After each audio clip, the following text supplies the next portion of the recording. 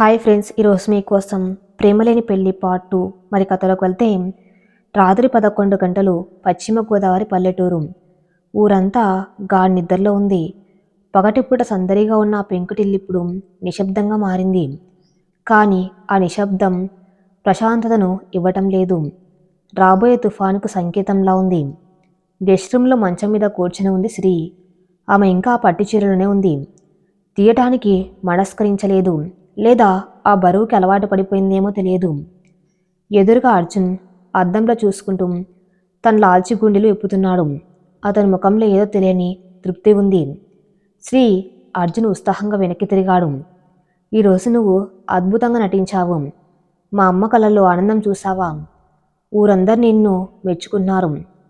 అర్జున్ చాలా అదృష్టవంతుడు. ఇంత సాంప్రదాయమైన అమ్మాయి దొరికింది అని మా పిన్ని అంటూ ఉంటే నాకెంత గర్వంగా ఉందో తెలుసా? అర్జున్ మాటలు శ్రీ చెవుల్లో సీసం పోసినట్లు వినిపిస్తున్నాయి. నటించాలా? శ్రీ గొంతులో జీవం లేదు. ఆమె నెమ్మదిగా తల ఎత్తి అర్జున్ వైపు చూసింది. అవును, అంటే నీకు ఇష్టం లేకపోయినా అమ్మ కోసం చేశావు కదా. That's what I mean. నిజంగా శ్రీ, నువ్వు ఈ చీరలో ఎంత బాగున్నావో తెలుసా? మనం సిటీకి వెళ్ళాక కూడా అప్పుడప్పుడు ఇలాగే కట్టుకోవచ్చు కదా. అర్జున్ అమాయకంగా అడిగాడు. అతని ఆనందంలో శ్రీ ఆవేదన కనిపించడం లేదు. శ్రీ లేచి నిలబడింది. అర్జున్, నీకు ఒక విషయం అర్థం కావటం లేదు. ఈరోజు అక్కడ జరిగింది నాటకం కాదు, ఒక బలిదానం. ప్రతిసారి ఆ ముత్తైదువలు నా కాళ్ళకు పసుపు రాస్తూ ఉంటే, నా మెల్లో పూలదండలు వేస్తూ ఉంటే నేను ఊపిరి బిగపట్టి భరించాను. ఎందుకో తెలుసా? నీ మీద ప్రేమతో. కాను దాన్ని గర్వమని విషయమని అంటున్నావు. కమాన్ శ్రీ, ఎందుకు ప్రతి చిన్న దాన్ని ఎంత సీరియస్గా తీసుకున్నావు? ఈ జస్ట్ ఏ ఫ్యామిలీ ఫంక్షన్. ఆ జస్ట్ ఫ్యామిలీ ఫంక్షన్ కాదు అర్జున్. సాయంత్రం మీ నాన్నగారు పంతులతో ఏం మాట్లాడుతున్నారో విన్నాను. వచ్చే నెల 10వ తారీఖున ముహూర్తం బాగుందట. దేనికి? మన పెళ్ళికి. నువ్వు నాకు చెప్పావా? నన్ను అడిగావా? శ్రీ గొంతు పెరిగింది. అర్జున్ కాస్త తలబడ్డాడు. అది నాన్న తొందరపడ్డారు, అమ్మ ఆరోగ్యం బాగులేదు కదా అని. అబద్ధం చెప్పక అర్జున్, శ్రీ అరిచింది. నీకు తెలుసు, నీకంతా తెలుసు. నన్ను ఇక్కడికి తీసుకువచ్చింది అమ్మని చూపించడానికి కాదు, ఈ ఎమోషనల్ బ్లాక్మెయిల్తో నన్ను పెళ్లికి ఒప్పించడానికి. ఆ ముసలమ్మ ప్రాణాన్ని అడ్డం పెట్టుకుని నా స్వేచ్ఛను బలివ్వాలని చూసావు. I hate this. I hate you for doing this. అర్జున్కి కోపం వచ్చింది. దగ్గరకు వచ్చి ఆ భుజాల్ని పట్టుకున్నాడు. అవును, ఒప్పించడానికి తెచ్చాను. తప్పేముంది? పెళ్ళంటే నరకమా? కోట్లాది మంది చేసుకోవటం లేదా? నీకు మాత్రం ఎందుకింత అహంకారం? నా ప్రేమ నీకు కనిపించడం లేదా? కేవలం ఆ పిచ్చి సిద్ధాంతాలే ముఖ్యమయ్యాయా? శ్రీ అతని చేతులను విదిలించుకుంది. ప్రేమ ఉంటే నా ఇష్టాన్ని గౌరవించాలి అర్జున్. నన్ను మోసం చేసి ఇరికించి తాళి కడ్డమంటే ప్రేమ కాదు, అది సొంతం చేసుకోవాలని పోరాటం. ఈరోజు మీ బంధువులందరూ నన్ను కోడలు అని పిలుస్తూ ఉంటే నాకు నేను పరాయిదానిలా అనిపించాను. ఈ ఇంట్లో నేను ఇమ్మలేను. ఈ ఆచారాల మధ్య నేను బ్రతకలేను. అయితే ఏం చేస్తావు? వెళ్ళిపోతావా? ఈ అర్ధరాత్రి? అర్జున్ సవాలు విసిరాడు. అవసరమైతే వెళ్తాను. నా ఆత్మగౌరవాన్ని చంపుకొని ఇక్కడ ఒక క్షణం కూడా ఉండలేను అని శ్రీ దృఢంగా చెప్పింది. అర్జున్ కోపంగా, వెళ్ళు, చూస్తాను ఎంత దూరం వెళ్తావో. నీకు నేను కావాలి, నా ప్రేమ కావాలి, కానీ పెళ్లి వద్దు. ఈ రెండు కుదరవు శ్రీ. ఉంటే పూర్తిగా ఉండు, లేదా శాశ్వతంగా వెళ్ళిపో అని చెప్పి మంచం మీద పడుకుని దుప్పటి కప్పుకున్నాడు. గదిలో నిశ్శబ్దం. శ్రీ గుండె పగిలిపోయినట్లు అనిపించింది. అర్జున్ తన్ని ఆపుతాడని, అర్థం చేసుకుంటాడని ఆశించింది. కానీ అతను కూడా సాంప్రదాయ పురుషుడుగానే మాట్లాడాడు. ఉంటే లొంగి ఉండు, లేకపోతే పో అనే ధోరణి. శ్రీకి ఇప్పుడు క్లారిటీ వచ్చింది. కన్నీళ్ళు ఆగిపోయాయి. ఆమె బాత్రూంలోకి వెళ్ళి ఆ పట్టుచీరను విప్పేసి తన జీన్స్ బ్లాక్ టాప్ వేసుకుంది. ఆ క్షణం ఆమెకు మళ్ళీ ఊపిరి అందినట్లు అనిపించింది. బ్యాగ్ సర్దుకుంది. అర్ధరాత్రి 1 గంట. అర్జున్ నిద్రపోతున్నాడు. అతని వైపు చివరిసారిగా చూసింది. సారీ అర్జున్, నిన్ను ప్రేమిస్తున్నాను, కానీ నన్ను నేను ఎక్కువగా ప్రేమిస్తున్నాను అని మనసులో అనుకుంది. ఒక చిన్న కాగితం మీద రాసింది. అత్తయ్య గారికి నా క్షమాపణలు చెప్పండి. నేను మీ ఇంటి కోడలుగా పనికిరాను. నా ప్రపంచం వేరు, బలవంత బంధం కంటే స్వేచ్ఛగా ఉండే జ్ఞాపకం గొప్పది. Good bye. ఆ కాగితాన్ని టేబుల్ మీద పెట్టి బ్యాగ్ తీసుకుని వెనక తలుపు గుండా బయటకు వచ్చింది. బయట చిమ్మ చీకటి, వీధి కుక్కల అరుపులు తప్ప ఏ శబ్దం లేదు. శ్రీ ఫోన్లో టార్చ్ ఆన్ చేసుకుని మెయిన్ రోడ్ వైపు నడక సాగించింది. భయం వేస్తుంది, కానీ ఆ ఇంటి 4 గోడల మధ్య ఉన్న భయం కంటే ఈ చీకటి భయం నయమనిపించింది. మరుసటి రోజు ఉదయం Hyderabad central university library canteen. ఉదయం 11 గంటలు. చైత్ర ఒక మూల టేబుల్ దగ్గర కూర్చుని ఉంది. ఆ ముందు ఇంటి నుంచి తెచ్చుకున్న చిన్న బాక్స్ ఉంది. అందులో తను సొంతంగా వండుకున్న పులిహోర ఉంది. పక్కనే వేడి కాఫీ, చేతిలో ఒక ఇంగ్లీష్ నవల. వర్జీనియా వుల్ఫ్ రాసిన ఏ రూమ్ ఆఫ్ ఫన్స్ వన్. చుట్టూ విద్యార్థులు గుంపులుగా ఉన్నారు. నవ్వులు, అరుపులు, సిగరెట్ పొగలు. చైత్ర వారి వైపు చూస్తూ ఆలోచిస్తుంది. తను వాళ్ళలా స్వేచ్ఛగా ఎందుకు లేను? ఈ వయసులో తను ఏం చేసింది? పెళ్లి చేసుకుని వంటింట్లో బందీ అయింది. ఎక్స్క్యూజ్ మీ, ఈ చైర్ ఖాళీనా? ఒక గొంతు వినిపించింది. చైత్ర తల ఎత్తి చూసింది. ఒక 25 ఏళ్ల యువకుడు, గడ్డం, కళ్ళజోడు, చేతిలో కొన్ని బుక్స్. చూడ్డానికి మేధావిలా ఉన్నాడు. ఖాళీనే, కూర్చోండి అంది చైత్ర మొహమాటంగా. అతను కూర్చున్నాడు. అతని కళ్ళు చైత్ర చేతిలో ఉన్న పుస్తకం మీద పడ్డాయి. Virginia wolf, great choice. Chaitra ఆశ్చర్యపోయింది. మీరు లిటరేచర్ స్టూడెంటా? అవును, నా పేరు రిషి, పిహెచ్డి స్కాలర్ని. నిన్న శర్మగారి క్లాస్లో మిమ్మల్ని చూశాను. ది సెకండ్ సెన్స్ గురించి మీరు ఇచ్చిన వివరణ అద్భుతం. చాలా మెచ్యూర్డ్గా చెప్పారు అన్నారు రిషి. చైత్ర బుగ్గలు ఎర్రబడ్డాయి. పొగడ్తలకు ఆమె అలవాటు పడలేదు. రఘు ఎప్పుడు విమర్శించేవాడి తప్ప మెచ్చుకున్నది లేదు. థ్యాంక్ యూ, నా పేరు చైత్ర. నేను జస్ట్ నా ఒపీనియన్ చెప్పానంతే. కాదు చైత్ర గారు, చాలామంది పుస్తకాల్లో ఉన్నది ఒప్పజెప్తారు, కానీ మీ జీవితాన్ని రంగరించి చెప్పారు. మీ కళ్ళలో చాలా డెప్త్ ఉంది. I mean you have seen life. Rishi చాలా నిజాయితీగా అన్నాడు. చైత్ర చిన్నగా నవ్వింది. లైఫ్ నన్ను చూసింది రిషి, నన్ను భయపెట్టింది కూడా. ఇప్పుడే నేను దాన్ని తిరిగి చూడడం మొదలుపెట్టాను. రిషి ఆసక్తిగా విన్నాడు. వారి మధ్య సంభాషణ పుస్తకాల నుంచి సామాజిక అంశాల వైపు మళ్ళింది. చైత్రకు సమయం తెలియలేదు. రఘుతో 10 నిమిషాలు మాట్లాడితేనే గొడవ జరిగేది. కానీ అపరిచితుడితో గంట సేపు మాట్లాడినా ఇంకా ఏదో చెప్పుకోవాలని అనిపిస్తుంది. ఇది ఆకర్షణ కాదు, ఇదొక మేధోపరమైన దాహం. తన మెదడుకి మేత దొరికిన ఆనందం. మీరు లంచ్ ఇదేనా? రిషి ఆమె బాక్స్ వైపు చూస్తూ అడిగాడు. అవును, పులిహోర నేను చేసుకున్నాను, చైత్ర గర్వంగా చెప్పింది. అది కేవలం వంటకం కాదు, ఆమె స్వతంత్రానికి ప్రతీక అని అతనికి తెలియదు. వావ్, మా మెస్ సాంబార్ కంటే ఇది అమృతంలా ఉంది. షేర్ చేసుకోవచ్చా? రిషి చనువుగా అడిగాడు. చైత్ర మొహమాట పన్నా సరేనంది. ఇద్దరు ఆ చిన్న బాక్స్లోని పులిహోరను పంచుకున్నారు. ఆ క్షణం చైత్రకు అనిపించింది, స్నేహం అంటే ఇలా ఉంటుందా? ఏ అంచనాలు లేకుండా, ఏ అధికారాలు లేకుండా, కేవలం భావాలను పంచుకోవడం. సాయంత్రం 5 గంటలు. చైత్ర ఇల్లు. చైత్ర చాలా ఉత్సాహంగా ఇంటికి వచ్చింది. ఆ ముఖంలో ఇన్నాళ్లకు ఓ గ్లో వచ్చింది. యూనివర్సిటీ ఆమెకు ఆక్సిజన్ ట్యాంక్లా పనిచేస్తుంది. ఇంటి తలుపులు తీయగానే హాల్లో రఘు తల్లి కూర్చుని ఉంది. పక్కన రఘు నిలబడి ఉన్నాడు. ఏదో గెలిచిన నవ్వు. చైత్ర షాక్ అయింది. అత్తగారు వైజాగ్లో ఉంటారు, అకస్మాత్తుగా ఎందుకు వచ్చారు? ఏమే, చదువుల సరస్వతి వచ్చావా? అత్తగారి గొంతులో వెటకారం. చైత్ర బ్యాగ్ పక్కన పెట్టి, నమస్తే అత్తయ్య, ఎప్పుడు వచ్చారు? చెప్పలేదు అని అడిగింది. చెప్పడానికి నువ్వు ఫోన్ ఎత్తున్నావా తల్లి? అయినా మా వాడు చెప్పాలే నీ భాగవతమంతా. ఏంటి, మొగుడికి వండి పెట్టడం మానేసి వేరే వంట చేసుకున్నావటాం? ఈ వయసులో చదువులు స్నేహాలు నీకు అవసరమా? రఘువైపు చూసింది చైత్ర. అతను తన తల్లిని అస్త్రంగా ప్రయోగించాడు. తనతో గెలవలేక తల్లిని రంగంలోకి దింపాడు. ఎంత పిరికివాడు! చూడండి అత్తయ్య, ఇది మా ఇద్దరి విషయం. రఘు గారు నన్ను ఎలా ట్రీట్ చేస్తున్నారో మీకు తెలుసా? నా చదువు కోసం ఫీజు కట్టమంటే అవమానించారు. చైత్ర వాదించడానికి ప్రయత్నించింది. ఫీజులు కట్టడానికి మొగుడు ఉన్నాడు, కానీ మాట వినడానికి భార్య ఉండకూడదా? అయినా ఆడదానికి ఎంత చదువున్నా ఇంటి గడప దాటకూడదు. రేపటి నుంచి కాలేజీలు గీలేజీలు బంధు. ఇంట్లో ఉండి బుద్ధిగా కాపురం చేసుకో. అత్తగారు తీర్పు చెప్పేశారు. చైత్ర గుండె దర్దల్లాడింది. కాలేజ్ మానేయడమా? ఇప్పుడే కదా తనకి రెక్కలు వచ్చాయి. ఇప్పుడే కదా రిషి లాంటి స్నేహితులు దొరుకుతున్నారు. నేను కాలేజ్ మాననత్తయ్యా, ఇది నా జీవితం. చైత్ర గట్టిగా చెప్పింది. ఏమే ఎదురు చెప్తావా? అత్తగారు లేచి చైత్ర దగ్గరకు రాబోయారు. రఘు అడ్డుపడ్డాడు.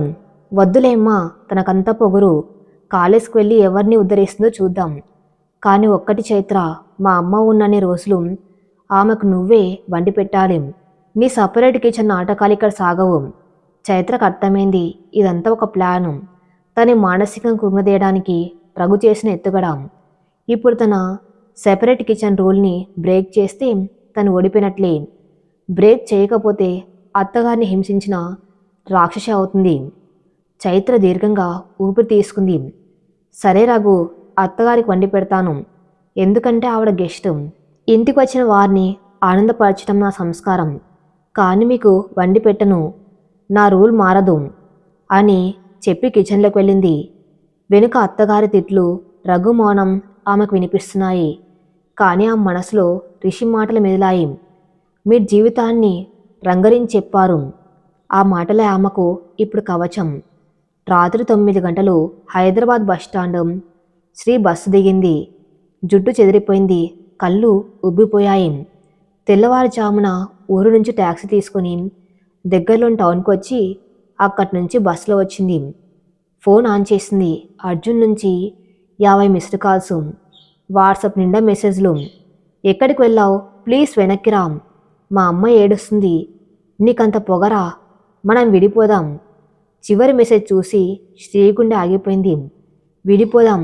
తను కోరుకున్నది స్వేచ్ఛ మాత్రమే, విడిపోవడం కాదు. కానీ స్వేచ్ఛ కావాలంటే విడిపోవడం తప్పదా? శ్రీకు ఒంటరిగా అనిపించింది. తన ఫ్లాట్కి వెళ్ళలేదు. అక్కడ అర్జున్ జ్ఞాపకాలు ఉంటాయి. అర్జున్ కూడా అక్కడికి రావచ్చు. ఇప్పుడు అతన్ని ఎదుర్కొనే శక్తి ఆమెకు లేదు. చైత్రకు ఫోన్ చేసింది. హలో చైత్ర. శ్రీ గొంతు వణికింది. శ్రీ, ఏమైంది? గొంతు అలా ఉంది. ఎక్కడున్నావు? చైత్ర కంగారుగా అడిగింది. నేను హైదరాబాద్ వచ్చేశాను. అర్జున్ని వదిలేశాను చైత్ర. ఆ ఇల్లు, ఆ పెళ్లి గోళం నేను భరించలేకపోయాను. అర్ధరాత్రి పారిపోయి వచ్చాను. శ్రీ ఏడ్చేసింది. చైత్రకేం మాట్లాడాలో తెలియలేదు.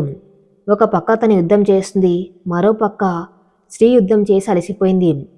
శ్రీ, ధైర్యంగా ఉండు. నువ్వు చేసింది తప్పు కాదు. నీకు ఎక్కడికి వెళ్ళాలో తెలియకపోతే నా దగ్గరకు రామ్. ఓ సారీ, మా అత్తగారు వచ్చారు. ఇక్కడ పరిస్థితి బాగులేదు. పర్లేదు చైత్ర, నేను హోటల్లో ఉంటాను. కానీ నిన్ను కలవాలి. నాకు మాట్లాడడానికి ఎవరు లేరు. శ్రీ దీనంగా అడిగింది.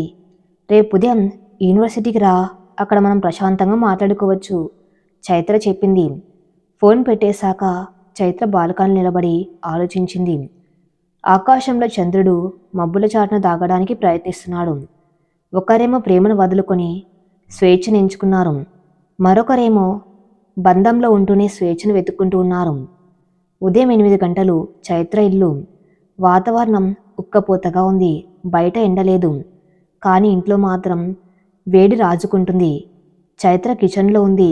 ఒక పక్క తన చిన్న ఇండక్షన్ స్టవ్ మీద తన కోసం ఓట్స్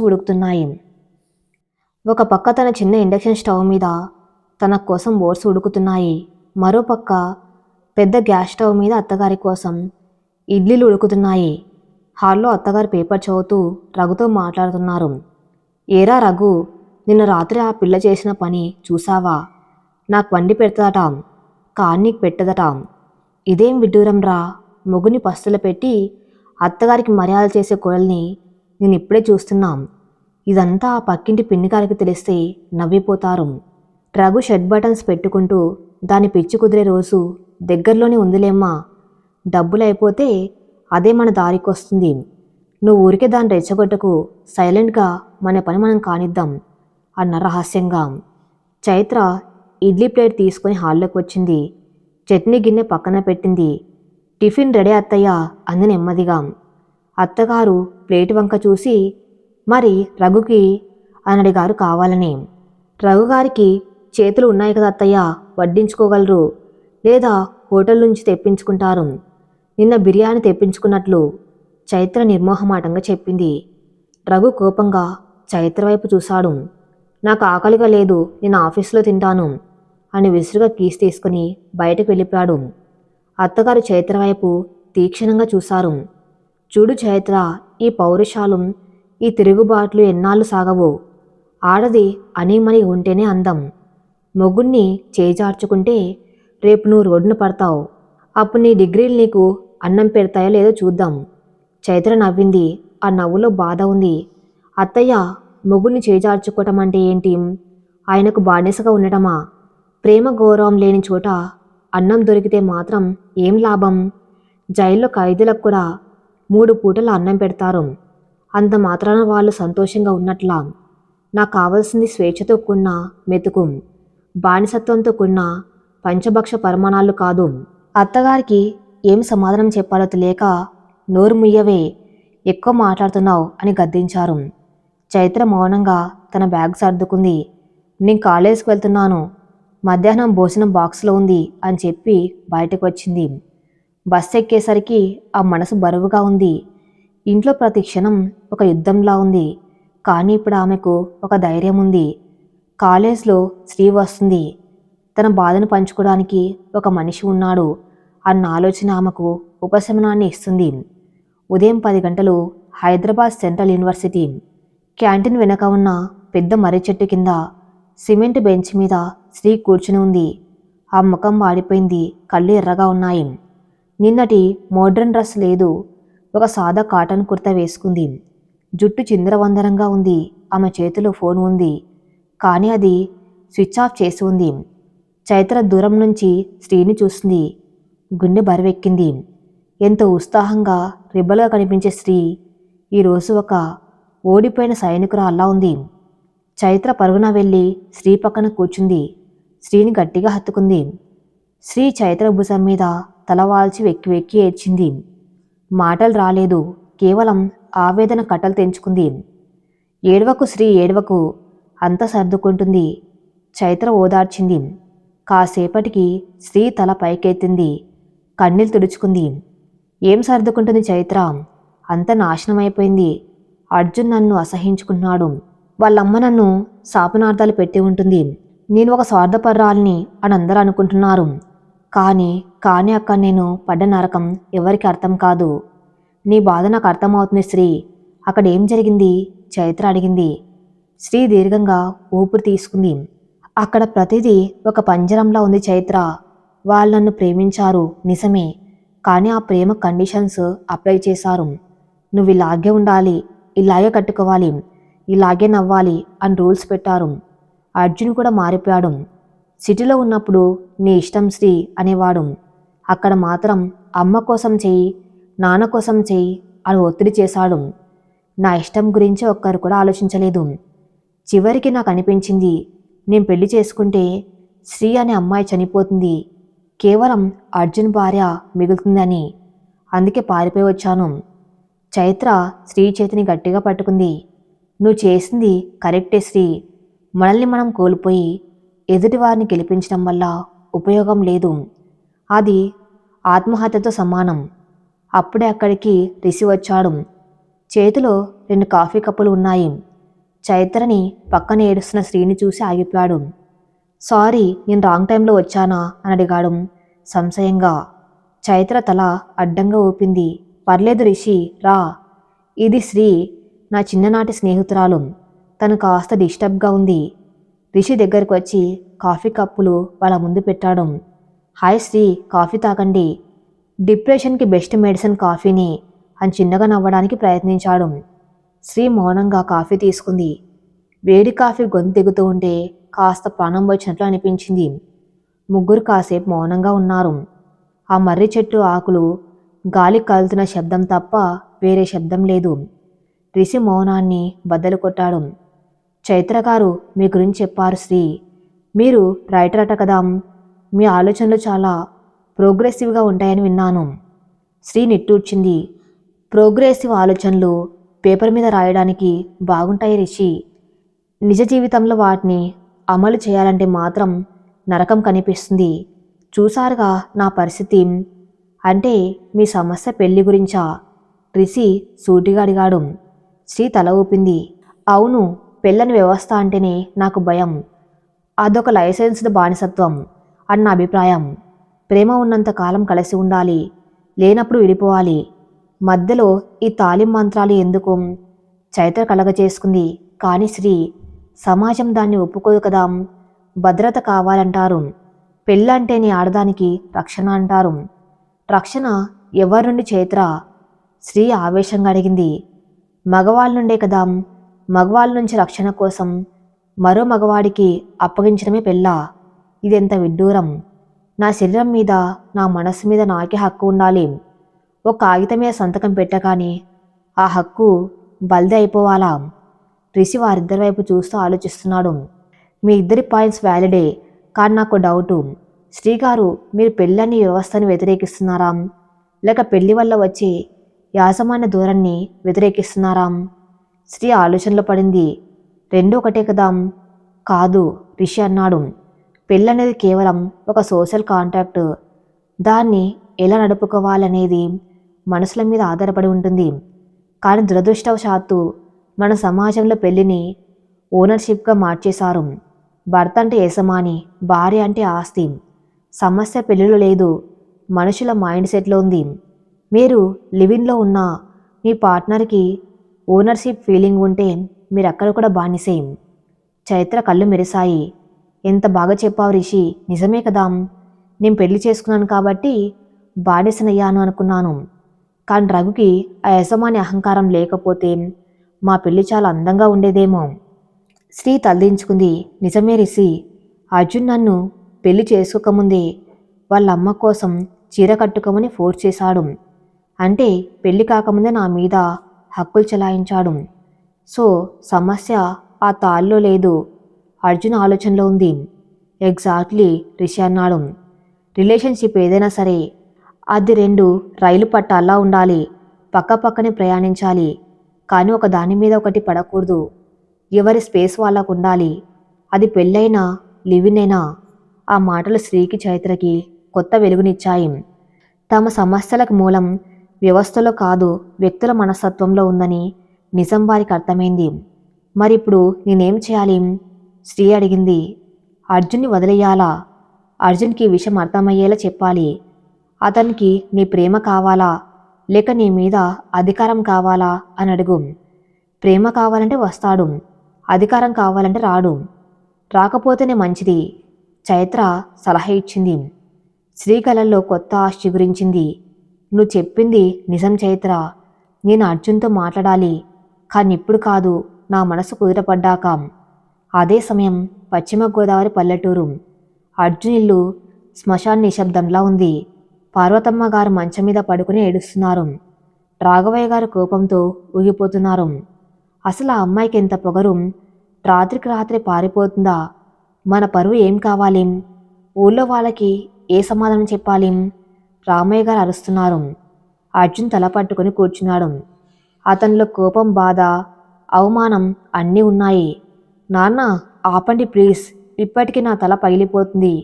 అర్జున్ అరిచాడు. నీ తల పగలడం కాదురా, నా గుండె పగిలింది. పార్వతమ్మ ఏడుస్తోంది. నేను ఆ అమ్మాయిని కూతురులా చూసుకున్నాను కదా. చీర కట్టుకోమంటే అంత కోపమా? మన ఆచారం పాటించమంటే అంత కష్టమా? సిటీ చదువులు చదివితే పెద్దలకు విలువ ఇవ్వకూడదా? అర్జున్ లేచి నిలబడ్డాడు. అమ్మా, శ్రీ వేరు, తను అర్థం చేసుకోవటం కష్టం. నేను తప్పు చేశాను, తను బలవంతంగా ఇక్కడికి తేయకూడదు. ఇప్పుడు జరగవలసింది జరిగింది. నేను హైదరాబాద్ వెళ్తున్నాను. ఎందుకు? మళ్ళీ దాని కాళ్ళు పట్టుకోవడానికా?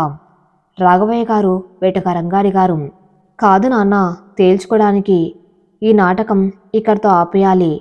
తను నాకు కావాలా వద్దా అని కాదు, నేను తనకు కావాలా వద్దా అని అడగడానికి వెళ్తున్నాను. ఒకవేళ తను నాతో రానంటే ఇక ఎప్పటికీ ఆ మొహం చూడను, అర్జున్ కఠినంగా చెప్పాడు. అతను బ్యాగ్ తీసుకుని బయటకు వచ్చాడు. కారు స్టార్ట్ చేశాడు. హైవే మీద కారు దూసుకుపోతూ ఉంటే అర్జున్ మనసులో శ్రీ నవ్వుతున్న మొహం నిన్న రాత్రి కోపంగా చూసిన మొహం కదలాడుతున్నాయి. ఎందుకు శ్రీ, ఎందుకింత కాంప్లికేటెడ్? నువ్వు సింపుల్గా పెళ్లి చేసుకొని సంతోషంగా ఉండొచ్చు కదా, ఎందుకు ఈ సిద్ధాంతాల పిచ్చి అని గట్టిగా స్టీరింగ్ మీద కొట్టాడు. సాయంత్రం 6 గంటలు. చైత్ర ఇల్లు.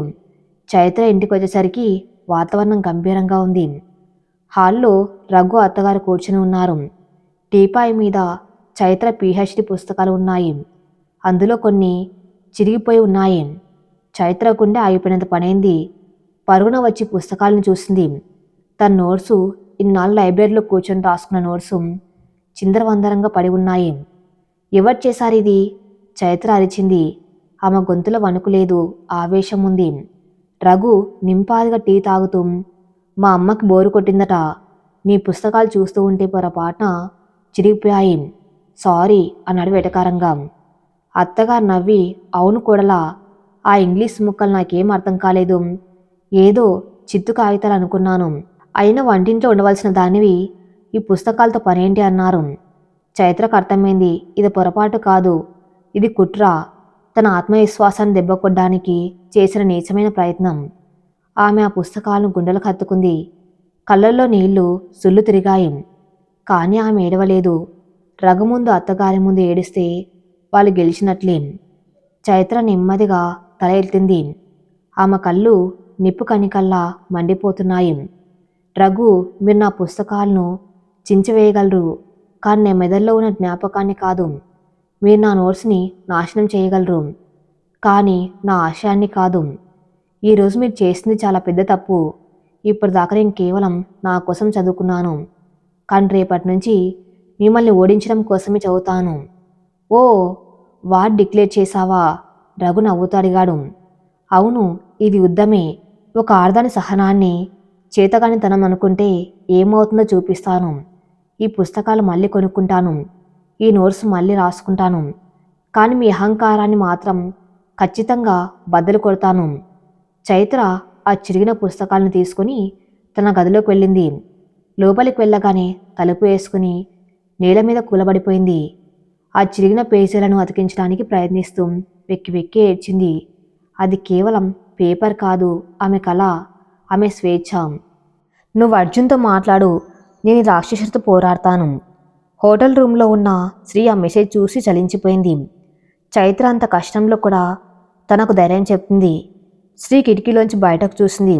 హైదరాబాద్ నగరంలో లైట్లు వెలుగుతున్నాయి. అర్జున్ ఈ పాటికి బయలుదేరి ఉంటాడు. రేపు ఉదయం తను వెతుక్కుంటూ రావచ్చు. రాత్రి 2 గంటలు. చైత్ర గది. గదిలో ట్యూబ్ లైట్ వెలుగుతుంది. కింద చాప మీద కూర్చొని చైత్ర ఒక శస్త్రచికిత్స చేస్తున్నట్టుగా ఉంది. అవును, అది శస్త్రచికిత్స లాంటిదే.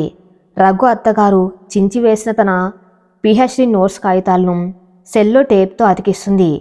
నిశ్శబ్దంగా ఉన్న గదిలో కర్కర్మంటూ టేప్ లాగుతున్న శబ్దం మాత్రమే వినిపిస్తుంది. ఆ శబ్దం ఆమె గుండె చప్పుడుతో పోటీ పడుతుంది. ఒక్కో పేజీని అతికిస్తూ ఉంటే ఆమె మనసులోని పట్టుదల కూడా గట్టిపడుతుంది. కళ్ళల్లో నీళ్ళు లేవు.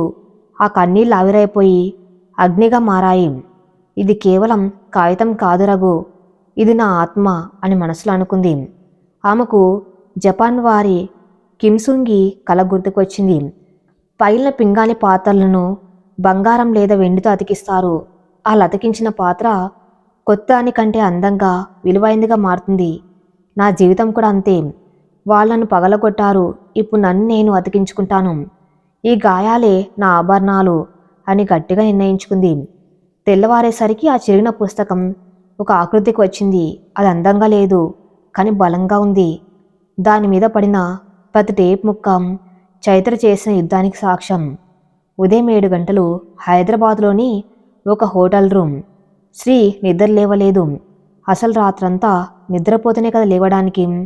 కళ్ళు మూసుకుంటే చాలు. పార్వతమ్మ ఏడుపు, అర్జున్ కోపం, ఊరి జనం చూపులు అన్ని పిడకల్లా వస్తున్నాయి. హఠాత్తుగా తలుపులు దరదరమని ఎవరో బాతున్న శబ్దం. శ్రీ ఉలిక్కిపడింది. గుండె వేగంగా కొట్టుకుంది. ఈ టైంలో ఎవరు? రూమ్ సర్వీస్ వాళ్ళైతే బెల్ కొడతారు, ఇలా బాధరు. అంటే అర్జున్. శ్రీ మంచం దిగింది. కాళ్ళు వణుకుతున్నాయి. తలుపు తీయాలా వద్దా? తీయకపోతే పగలగొడతాడేమో. హోటల్ వాళ్ళు గొడవ చేస్తారు. ధైర్యం చేసుకుని తలుపు గడియ తీసింది. ఎదురుగా అర్జున్. జుట్టు చెరిగిపోయి ఉంది. కళ్ళు ఎర్రగా నిప్పు కనికల్లా ఉన్నాయి. ముఖంలో 2 రోజుల నుంచి షేవింగ్ చేసుకుని గడ్డం. అతను అర్జున్లా లేడు. గాయపడ్డ పుల్లా ఉన్నాడు. శ్రీని చూడగానే ఒక్కసారిగా లోపలికి వచ్చాడు. తలుపుని కాలుతో గట్టిగా తన్నాడు. దడేలుమని తలుపు మూసుకుంది. ఏమనుకున్నావు అసలు నువ్వు? అర్జున్ అరిచాడు. అతని గొంతులో బాధ, కోపం 2 సమానంగా ఉన్నాయి. శ్రీ గోడకు ఆనుకొని నిలబడింది. అర్జున్, ప్లీజ్ అరవకు. అరవద్దా? నువ్వు చేసిన పనికి నిన్ను చంపేయాలనిపిస్తుంది.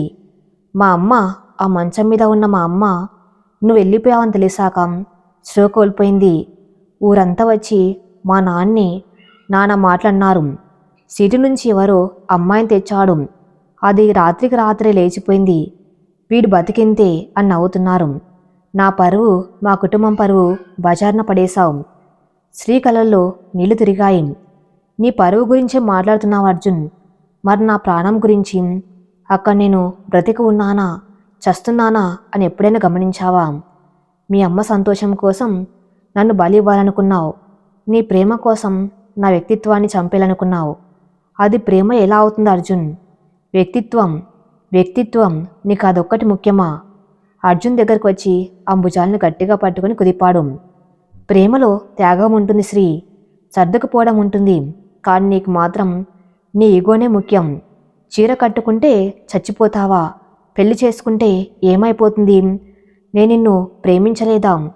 నిన్ను మహారాణిలా చూసుకోలేదా? మహారాణిలా చూసుకోవడం అంటే బంగారు పంజరంలో పెట్టడం కాదు అర్జున్. నాకు ఆకాశం కావాలి, పంజరం కాదు. నువ్వు నన్ను ప్రేమించావు నిజమే, కానీ నీకు కావలసిన పద్ధతిలో నేను మారిపోతేనే ప్రేమిస్తావు. నేనుగా ఉంటే నీకు నచ్చదు. అదే మన మధ్య ఉన్న సమస్య. అర్జున్ ఆమెను విసిరికొట్టినట్టు వదిలేశాడు. ఆమె వెనక్కి తూలి పడబోయి నిలదొక్కుంది. అర్జున్ జేబులోంచి ఒక చిన్న బాక్స్ తీశాడు. అందులో మంగళసూత్రం ఉంది. దాన్ని టేబుల్ మీద విసిరికొట్టాడు. ఇదిగో మా అమ్మ నీ కోసం చేయించింది. ఇది నీ మెల్లో పడితేనే ఆమె ప్రాణం నిలుస్తుంది. ఇప్పుడు నీకు 2 దారులు ఉన్నాయి. ఒకటి ఈ తాళి కట్టుకుని నాతో రావటం, లేదా ఈ క్షణమే మన బంధాన్ని తెంచుకోవటం. శ్రీ ఆ మంగళసూత్రం వంక చూసింది. పసుపు తాడికి వేలాడుతున్న 2 బంగారు బిళ్ళలు. అవి ఆమెకు ఉరితాళలా కనిపించాయి. అది ప్రేమకు చిహ్నం కాదు, భయానికి ప్రతీకగా మారింది. శ్రీ తల ఎత్తి అర్జున్ కళ్ళలకు సూటిగా చూసింది. అర్జున్, భయంతో జాలితో ముడిపడిన ఏ బంధం నిలబడదు. మీ అమ్మగారి ఆరోగ్యం కోసం నేను పెళ్లి చేసుకుంటే రేపు ఆమె కోలుకున్నాక నా సంతోషం చనిపోతుంది. అప్పుడు నేను నిన్ను ద్వేషిస్తాను. మన మధ్య ప్రేమ మిగలదు, కేవలం కాంప్రమైజ్ మిగులుతుంది. సో అర్జున్ గొంతు గడ్డకట్టింది. సో నేను రాలేను అర్జున్. సారీ, నాకు నువ్వు కావాలి, కానీ ఈ షరతులతో కాదు. అర్జున్ మౌనంగా నిలబడ్డాడు. అతని కళ్ళలోని కోపం నెమ్మదిగా నిరాశగా మారింది. సరే శ్రీ, నీకు నీ స్వేచ్ఛ ముఖ్యం కదా, ఉంచుకో.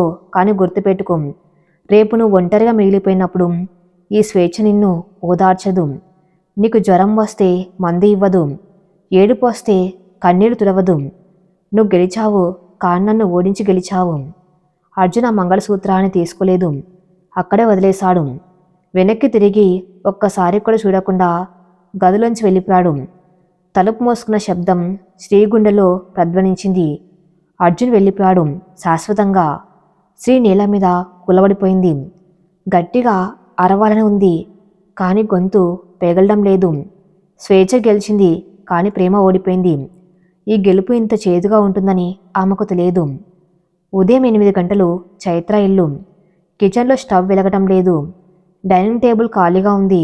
అత్తగారు హాల్లో కూర్చుని, ఏమే చైత్ర, ఇంకా కాఫీ రాలేదు? ఎండెక్కిపోతుంది నరుస్తున్నారు. రఘు బ్రష్ చేసుకుంటూ వచ్చాడు. ఈరోజు ఆఫీస్లో మీటింగ్ ఉంది, టిఫిన్ త్వరగా పెట్టు. అప్పుడు చైత్ర గదిలోంచి బయటకు వచ్చింది. ఆమె చేతిలో హ్యాండ్ బ్యాగ్ ఉంది. భుజానికి అతికించిన పుస్తకం ఉన్న బ్యాగ్ ఉంది. చక్కగా రెడీ ఉంది. ఆమె నేరుగా మెయిన్ డోర్ వైపు నడిచింది. ఎక్కడికి? రఘు గద్దించాడు. టిఫిన్ ఎవరు చేస్తారు? చైత్ర ఆగి వెనక్కి తిరిగింది. ఆ ముఖంలో ఒక వింత ప్రశాంతత ఉంది. మీరు నిన్న రాత్రి నా పుస్తకాలు చిత్తు కాగితాలు అన్నారు కదా, నా విద్యను అవమానించారు కదా. అందుకే ఈ రోజు నుంచి ఈ ఇంట్లో నేను వంట మనిషిని కాదు, కేవలం స్టూడెంట్ని. ఏంటి పొగరా? అత్తగారు లేచారు. మొగుడికి అన్నం పెట్టనంటావా? అవునత్తయ్య, నా పుస్తకాలు చిరిగిపోయినప్పుడు మీరేం చేశారు? నవ్వారు. ఇప్పుడు మీకు ఆకలి వేస్తూ ఉంటే నాకు నవ్వొస్తుంది. చేతులు ఉన్నాయిగా, వండుకోండి, లేదా స్విగ్గీలో ఆర్డర్ పెట్టుకోండి. నా స్కాలర్షిప్ డబ్బులతో నేను క్యాంటీన్లో తింటాను. చైత్ర చాలా కూల్గా చెప్పింది. రఘు కోపం నశాలానికి అంటింది. చైత్ర, హద్దులు దాటుతున్నావు. నువ్వు గడప దాటితే కాళ్ళు విరగ్గొడతాను. చైత్ర నవ్వింది. ప్రయత్నించండి రఘు, కానీ గుర్తుపెట్టుకోండి, నేను గడప దాటకపోతే పోలీస్ స్టేషన్కి ఫోన్ చేస్తాను. డొమెస్టిక్ వైలెన్స్ కింద కంప్లైంట్ ఇస్తే మీ బిజినెస్ పరువు, మీ కుటుంబం పరువు ఏమవుతుందో ఆలోచించుకోండి. నా దగ్గర సాక్ష్యాలు ఉన్నాయి. నిన్న మీరు చింపిన పుస్తకాల ఫోటోలు తీసి నా ప్రొఫెసర్కి పంపాను. నాకేమైనా జరిగితే ఆయనే చూసుకుంటారు. రఘు షాక్ అయ్యాడు. చైత్ర ఇంతలా ఆలోచిస్తుందని అతను ఊహించలేదు. ఆమెలో భయం పోయింది. పోలీస్ పరువు అనే పదాలు వినగానే రఘు వెనక్కి తగ్గాడు. నువ్వు బ్లాక్మెయిల్ చేస్తున్నావా? రఘు నసిగాడు. కాదు, నన్నేను రక్షించుకుంటున్నాను. అత్తయ్య, మీకు కాఫీ కావాలంటే పెట్టుకోండి, నేను కాలేజ్కి వెళ్తున్నాను. ఈరోజు నాకు చాలా ఇంపార్టెంట్ క్లాస్ ఉంది అంటూ చైత్ర తలుపు తీసుకుని దర్జాగా బయటకు వెళ్ళిపోయింది. తలుపు వేసిన శబ్దం రఘుకి చెంపదెబ్బలా తగిలింది. ఇంట్లో నిశ్శబ్దం. అత్తగారు బిక్కమొహం వేశారు. ఏరా రఘు, దానికి ఏమైంది? దయ్యం పట్టిందా? రఘు కోపంగా సోఫాలో కూర్చున్నాడు. దయ్యం కాదమ్మా, ధైర్యం. ఇన్నాళ్ళు భరించింది, ఇప్పుడు ఎదురు తిరుగుతుంది. దీనికి ఇప్పుడే అడ్డుకట్ట వేయకపోతే నా నెత్తి మీద కూర్చుంటుంది. కాన్ లోపల రఘుకి భయం మొదలైంది. చైత్ర చేజారిపోతుందన్న నిజం అతనికి అర్థమవుతుంది. మధ్యాహ్నం 1 గంట, హైదరాబాద్ సెంట్రల్ యూనివర్సిటీ. చైత్ర లైబ్రరీలో కూర్చుని ఉంది. అతికించిన పుస్తకంలో పాఠాలు చదువుతుంది. పక్కన శ్రీ కూర్చుని ఉంది. శ్రీ కళ్ళు శూన్యంలో ఉన్నాయి. ఆమె చేతిలో కాఫీ కప్పు ఉంది, కానీ తాగటం లేదు. రిషి వాళ్ళ దగ్గరకు వచ్చాడు. శ్రీ పరిస్థితి చూసి విషయం అర్థమైంది. అర్జున్ వచ్చాడా? రిషి నెమ్మదిగా అడిగాడు. శ్రీ తల ఊపింది. వచ్చాడు, వెళ్ళిపోయాడు. ఎప్పటికీ చైత్ర పుస్తకం మూసి శ్రీ చేతిని పట్టుకుంది. బాధపడకు శ్రీ, నువ్వొక విషవలయం నుంచి బయటపడ్డావు. ఇప్పుడు నొప్పిగా ఉంటుంది, కానీ కొన్నాళ్ళు పోతే నువ్వు తీసుకునే నిర్ణయమే కరెక్ట్ అనిపిస్తుంది. నాకు తెలియటం లేదు చైత్ర. శ్రీ గొంతు బొంగురుపోయింది. నాకు అర్జున్ లేని లైఫ్ ఊహించుకోవటం కష్టంగా ఉంది. ఆ స్వేచ్ఛ ఇప్పుడు నాకు శిక్షలా అనిపిస్తుంది. నేను తప్పు చేశానా? రిషి ముందున్న కుర్చీలో కూర్చున్నాడు. శ్రీగారు, ఒక సర్జరీ జరిగినప్పుడు నొప్పి ఉంటుంది, రక్తం వస్తుంది. అంత మాత్రాన సర్జరీ తప్పు అని కాదు కదా.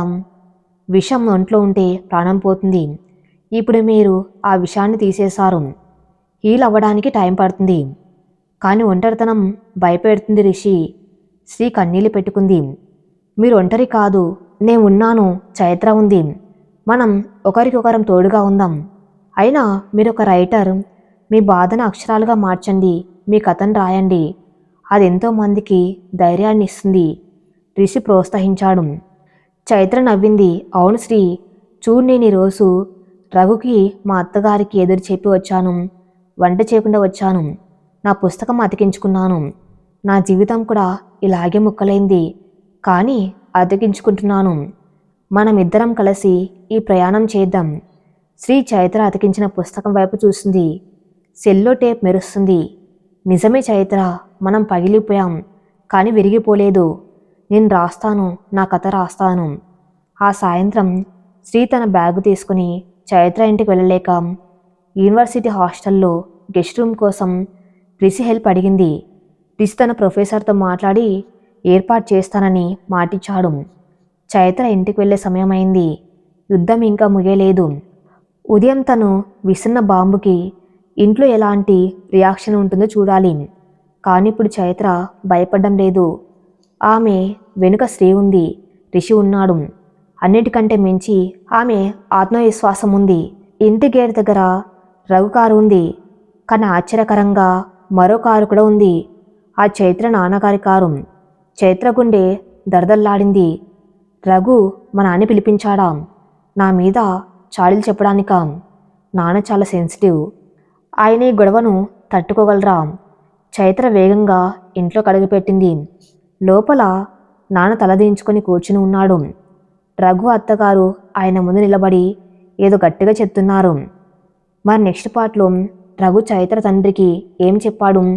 చైత్ర తండ్రి తన కూతుర్ని సమర్థిస్తారా లేక సర్దుకపో అని సలహా ఇస్తారా? చైత్ర తన తండ్రి ముందు రఘు నిజ స్వరూపాన్ని ఎలా బయట పెట్టబోతుందో నెక్స్ట్ పార్ట్లో చూద్దాం. నెక్స్ట్ పార్ట్ కోసం నా ఛానల్ని ఫాలో అవుతూనండి. Thank you for listening.